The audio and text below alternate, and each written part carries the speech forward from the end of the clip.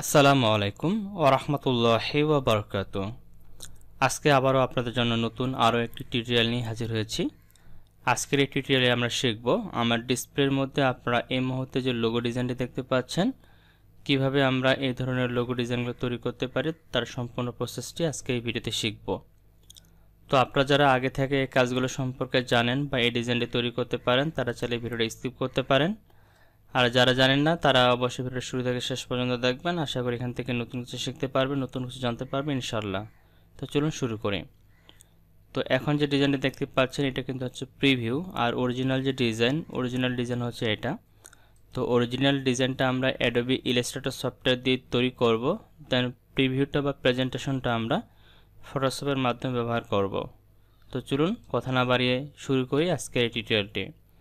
তো প্রথমে আমি ফাইলে ক্লিক করতেছি, ফাইল থেকে নিউ ক্লিক করে নতুন একটা আর্টবোর্ড নিচ্ছি। আমি প্রিন্ট ক্যাটাগরিতে ক্লিক করতেছি, এখান থেকে আমি পিক্সেল নিয়ে কাজ করব। তার জন্য এখানে 1920x1080 একটা আর্টবোর্ড নিচ্ছি। আমি আর্টবোর্ডগুলো একটু বড় করে নিচ্ছি যাতে আপনারা স্পষ্টভাবে সব কিছু দেখতে পারেন, আর আপনি যখন তৈরি করবেন আপনি যে কোনো আকৃতির একটা আর্টবোর্ড নিয়ে কাজ করতে পারেন। তো আমাদের নতুন ডকুমেন্ট ক্রিয়েট হয়ে গেছে। এখন আমরা যেটা করব, আমরা চলে যাব টুল প্যানেলে। টুল প্যানেল থেকে আমাদের যে রেক্ট্যাঙ্গেল টুলটি রয়েছে এই রেক্ট্যাঙ্গেল টুলটিকে সিলেক্ট করে নিব। এরপরে এখান থেকে আমরা যে ফিল কালারটা দেওয়া আছে এটাকে অফ করে দিব এবং স্টকে ক্লিক করে স্টকে একটা কালার দিব, লাইক দিস। আমি ব্ল্যাক কালারটা দিচ্ছি এবং স্টকের সাইজটা আমরা এখানে 1 দিয়ে রাখবো। তারপর কিবোর্ড থেকে শিফট বাটন প্রেস করে ধরে রেখে ড্র্যাগ করে এরকম একটা বর্গা আকৃতির শেপ ড্র করে নেব। এরপরে আমরা এই শেপটাকে সিলেক্ট করে এখান থেকে হরিজন্টাল এবং ভার্টিক্যাল সেন্টার ক্লিক করে দিচ্ছি। তারপর এটাকে পুরোটাকে সিলেক্ট করব। সিলেক্ট করার পর চলে যাব অবজেক্ট মেনুতে। অবজেক্ট মেনু থেকে পাথ থেকে আমরা স্প্লিট ইনটু গ্রিডে ক্লিক করব। দেন এখান থেকে রো দিব 3টা এবং কলাম দিব 3টা দিয়ে ওকেতে ক্লিক করব। আপনি প্রিভিউটা অন করে দেখতে পারেন। তো ওকেতে ক্লিক করব। এরপরে কিবোর্ড থেকে শিফট বাটন প্রেস করে ধরে রেখে এটাকে আমরা এইভাবে রোটেট করে দিব। তাহলে আমাদের সামনে এই ধরনের একটা ডিজাইন কিন্তু চলে আসবে। এরপর আমরা সম্পূর্ণটাকে একসাথে সিলেক্ট করে নেব। সিলেক্ট করে নেওয়ার পরে অবজেক্টে ক্লিক করব। অবজেক্ট থেকে লক থেকে সিলেকশন লকে ক্লিক করে দেব। তাহলে এটা নড়াচড়া করবে না, এটা এখানে স্থিরভাবে থেকে যাবে। এরপরে আবার আমরা চলে যাব টুল প্যানেলে। এখান থেকে আমাদের যে ইলিপস টুলটা রয়েছে ইলিপস টুলটাকে সিলেক্ট করে নেব। তারপরে ভিউতে ক্লিক করে অবশ্যই স্মার্ট গার্ডটাকে অন করে নেবেন। তারপর এই সেন্টার অংশটা দেখতে পাচ্ছেন, এখানে সেন্টার নামে একটা অপশন দেওয়া আছে। আমাদের এখানে সেন্টার লেখা আসবে একটা।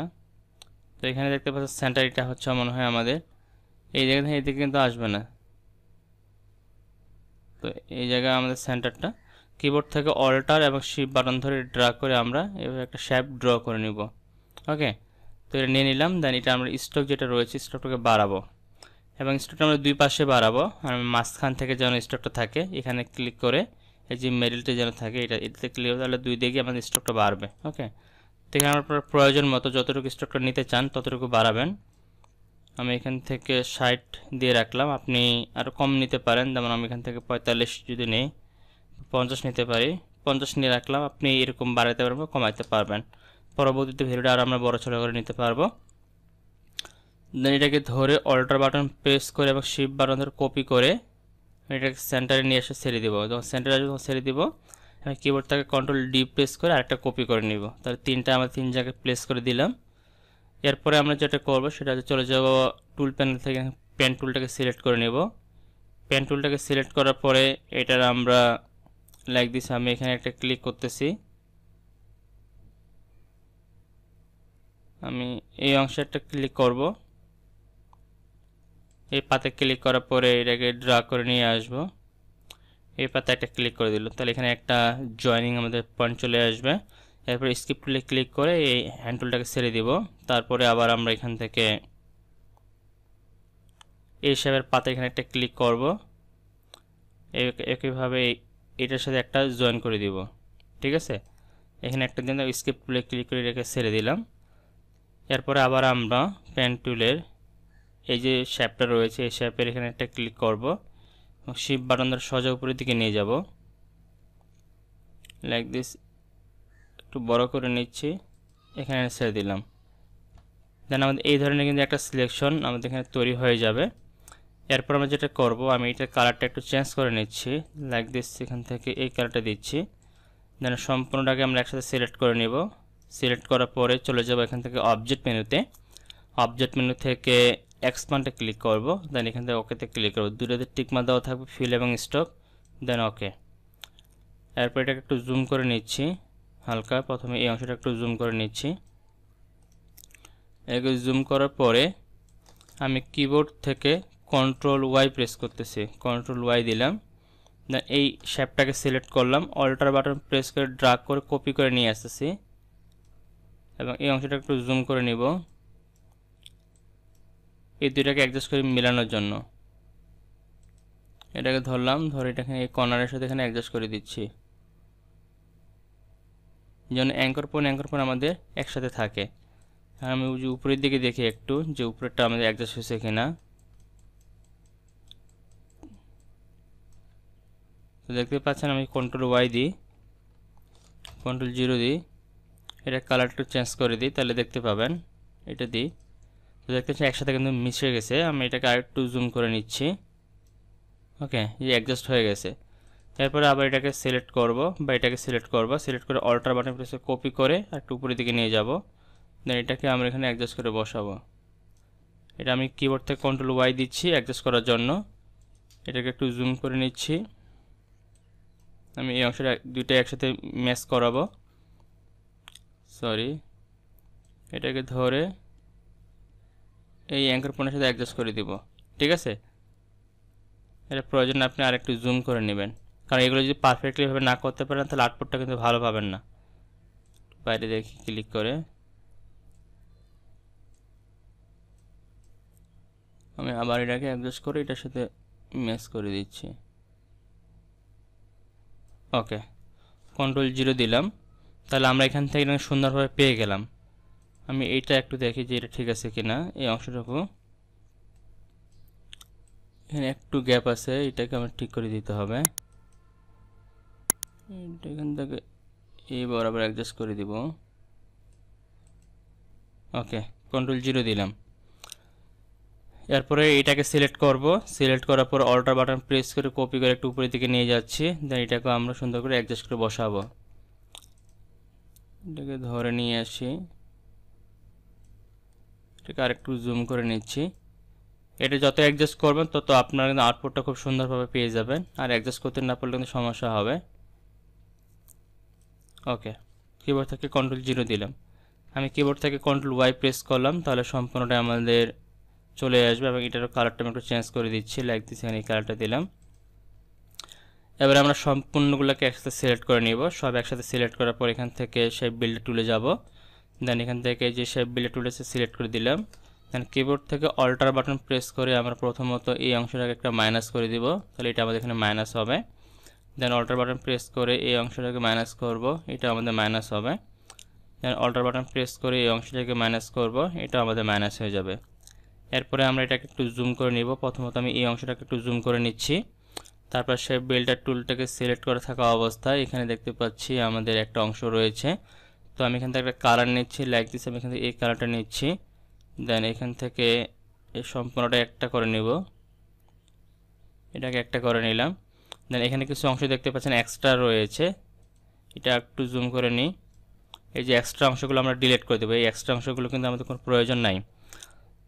আবার এক্সপান্ড এখান থেকে অল্টার বাটন প্রেস করে ডিলিট করে দিচ্ছি এবং অল্টার বাটন প্রেস করে এখানে এই অংশটাকে ডিলিট করে দিচ্ছি, তাহলে এটা আমাদের অ্যাডজাস্ট হয়ে যাবে এখানে। দেন এখানে আমাদের আর তেমন কিছু নাই, কন্ট্রোল 0 দিচ্ছি। এরপরে আরেকটা কালার নেই, লাইক দিস, এই কালারটা আমরা এখানে দেব।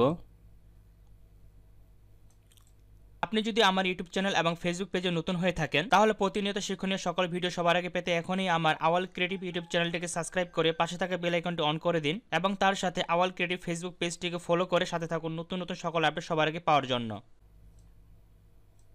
এখানে এটা এবং এটা অ্যাডজাস্ট করে দিতে পারি যে এটা সহ একটা কালার থাকবে, একটা কালার দিয়ে দিলাম।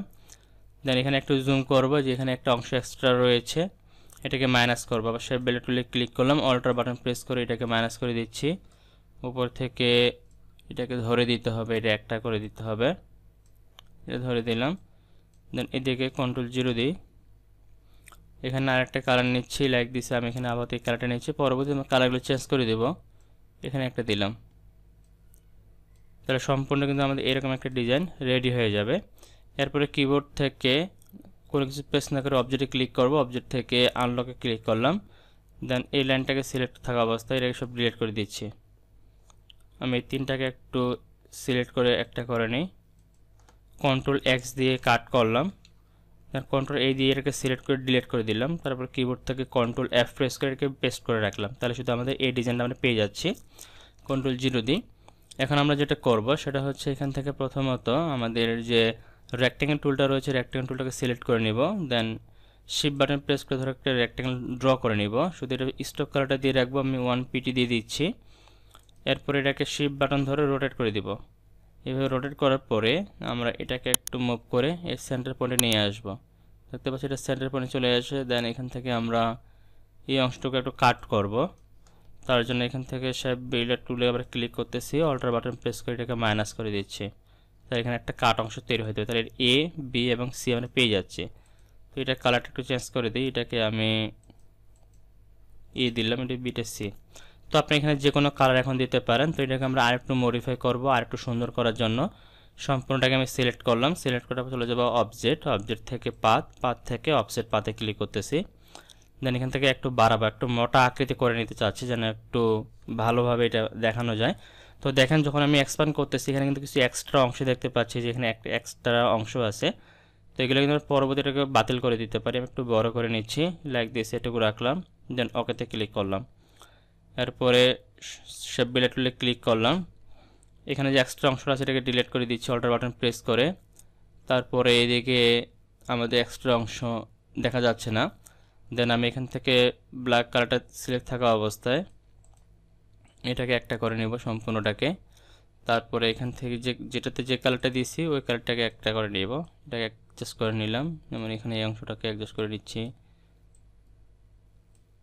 ওকে, এরপরে এখান থেকে এই কালারটা দিয়ে আমি এখানে এটাকে একটা করে নিচ্ছি।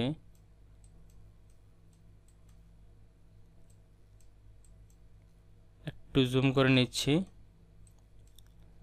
এখানে মনে হয় একটু সারা গেছে। আমি সম্পূর্ণটা আবার ধরে নিচ্ছি একসাথে, আবার শেপ বিল্ডার টুলে ক্লিক করে এই কালারটা দিয়ে ওকে,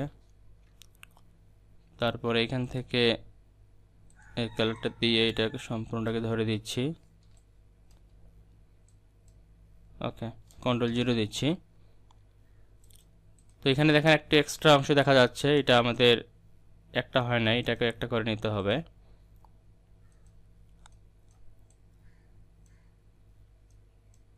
ওকে,